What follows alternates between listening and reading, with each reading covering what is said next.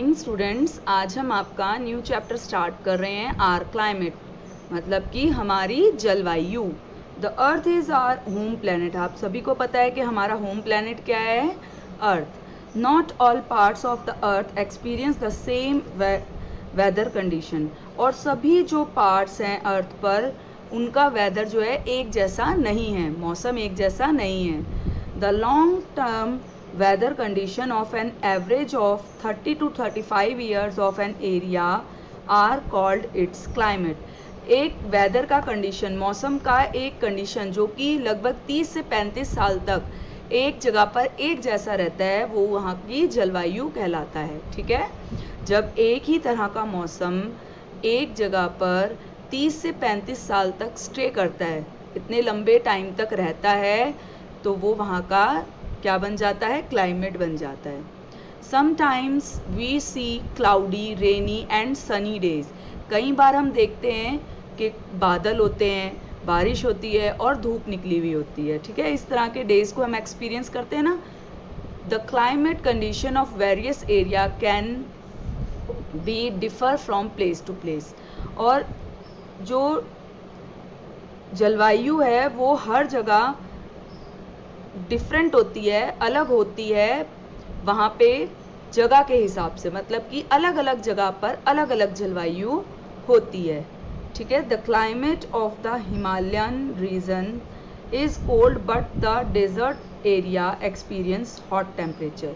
जैसे कि हिमालय में अगर हम जाएं तो वहाँ पर कैसी क्लाइमेट होता है, जलवायु कैसी है, ठंडी, कोल्ड है। और अगर यही हम डेजर्ट एरिया में जाएं तो हम वहाँ पर कैसी टेम्परेचर होता है, हॉट टेम्परेचर, बहुत गर्मी होती है। ठीक है, these climate condition affect the way of living of the people of that area. और यही जो क्लाइमेट के कंडीशन है, जो क्लाइमेट का ये कंडीशन है, वो इफेक्ट करता है वहाँ पर रहने वाले लोगों को, उस एरिया में रहने वाले लोगों को। The people choose their clothes, houses and food according to their climate condition। और वहाँ के लोग क्या है, अपने कपड़े, घर और खाने की चीज़ें अकॉर्डिंग टू क्लाइमेट जो है सिलेक्ट करते हैं। उनका खाना, पहनना, रहना सब कुछ क्लाइमेट के ऊपर डिपेंड करता है कि वहाँ का क्लाइमेट कैसा है, उसी के अकॉर्डिंग जो है वहाँ पे उनका खाना, रहना और कपड़े होते हैं। There are a lot of factors that affect the climate condition of a region। यहाँ पर बहुत से ऐसे जो है तत्व हैं जो इफेक्ट करते हैं किसी भी क्लाइमेट कंडीशन को एक जगह के। Some of them are distance from the equator, उसमें से कुछ है इक्वेटर से, भूमध्य रेखा से दूरी, height above the sea level, और समुद्र से कितनी ऊंचाई पर है वो जगह वो, डिस्टेंस फ्रॉम द सी से कितनी दूर है, समुद्र से कितनी दूर है, विंड्स, हवा, and the amount of moisture, humidity in the atmosphere. और जो एटमॉस्फेयर है उसमें कितनी जो है मॉइस्चर की मात्रा है, नमी की मात्रा है, ये सब डिपेंड करता है कहीं भी किसी भी जगह के क्लाइमेट पर को। ठीक है, distance from the equator, equator भूमध्य रेखा से दूरी। The distance from the equator effect the climate of a place. जो भूमध्य रेखा है उससे दूरी जो है वो इफेक्ट करती है किसी जगह को। अब आप देखें तो पिक्चर में सर्कल बना हुआ है। ठीक है, ये सर्कल है ना, ये पृथ्वी है और इसके बीचों बीच एक लाइन जा रही है, उसको हम क्या कहते हैं, इक्वेटर। ठीक है, और ऊपर नॉर्थ पोल है, नीचे साउथ पोल है। अगर हम देखें तो सूरज की रोशनी पृथ्वी पर सीधी आती है, इसकी सीध में आती है। ठीक है, अब जब सीधी आती है, जो इक्वेटर है, भूमध्य रेखा है, उस पे वो जल्दी पहुंचती है और ज़्यादा देर तक रहती है क्योंकि वो उसके एकदम सामने है। परंतु नॉर्थ पोल और साउथ पोल क्योंकि सूरज से स्लांटिंग लाइन में है, इसलिए यहाँ पर इसकी गर्मी जो है कम पहुँचती है और देर से पहुँचती है। ठीक है, the equator receive more sunlight than anywhere else on the earth. जो इक्वेटर है वो ज़्यादा सनलाइट जो है लेता है अर्थ पर किसी भी और जगह से। जैसे जैसे इक्वेटर से हम नॉर्थ पोल की तरफ जाते हैं, सन की रेज जो है स्लांटिंग उसमें जाने लगती हैं, टेढ़ी तिरछी जाती हैं, इस वजह से वो थोड़ा लेट पहुंचती है उस जगह पर। ठीक है, it is because the sun rays are direct near the equator. ये इसलिए क्योंकि सन रेज सीधी कहाँ पड़ती हैं, इक्वेटर पे पड़ती हैं। The diagram shows that the equator is hotter because the sun has less area to heat. अब आप डायग्राम पे देखें तो जो सन है उसकी गर्मी थोड़ी सी जगह पर सीधी आती है, इस वजह से उसके पास कम जगह है गर्मी पहुंचाने के लिए, उसकी हीट पहुंचाने के लिए, तो वो ज़्यादा गर्म रहता है इसी कारण से। It is cooler at the north and south poles as the sun rays are slanting. और जैसे जैसे ये नॉर्थ पोल और साउथ पोल की तरफ जाता है ये ठंडा रहता है, ठंडी होने लग जाती है, क्योंकि वहाँ पहुँचती लेट हैं। वो जब तक वहाँ पहुँचती हैं तब तक वो सन की रेज जो है काफ़ी उसमें जो है कमी आ जाती है, वो इतनी तीखी नहीं होती, ठीक है।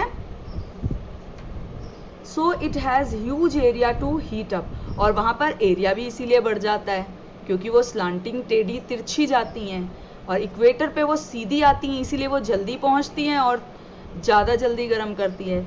It is cooler as the heat is spread over a wider area, ठीक है, क्योंकि वो इसलिए कम होती है क्योंकि वो बहुत बड़े एरिया को गर्मी पहुंचाती है। नेक्स्ट है हाइट अबव द सी, समुद्र से दूरी, ऊंचाई, मतलब कि समुद्र से कितना ऊपर है वो स्थान, उसके अकॉर्डिंग।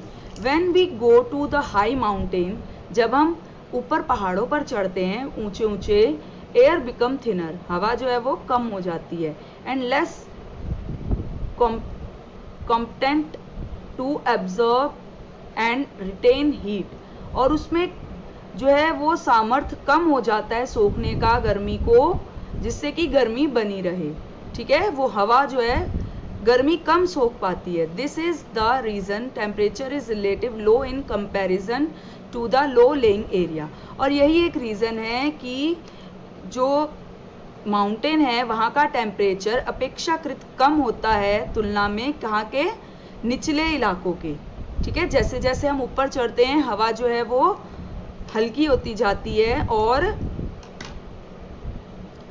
कम होती जाती है, जिसकी वजह से वो गर्मी को जो है सोख नहीं पाती और वहाँ पर कम गर्मी होती है, ठीक है। As the height of the mountain increase the temperature begins to decrease.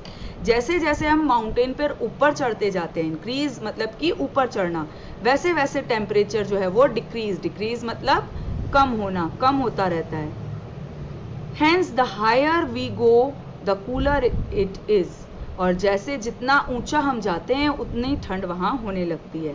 As we ascend 165 metre there is fall of temperature by 1 degree. जब हम 165 मीटर नीचे आते हैं तो 1 डिग्री सेल्सियस जो है वो कम हो जाता है, टेम्परेचर गिर जाता है 1 डिग्री सेल्सियस।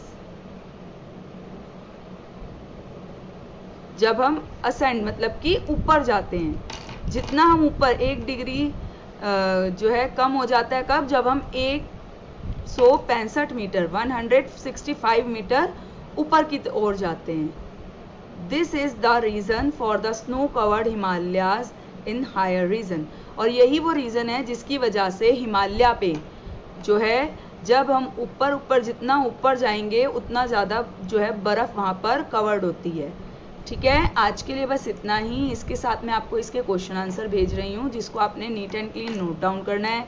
इस वीडियो में मैंने कुछ डिफ़िकल्ट वर्ड्स बताए हैं, उनको आपने जो है अपनी बुक में नोट डाउन करना है, जिससे आपको ये लेसन आसानी से समझ आए, और इसको कम से कम 2 बार जो है अपने वीडियो को देखना है, जिससे आपको ये चैप्टर सही से समझ आए। आज के लिए बस इतना ही। Thank you.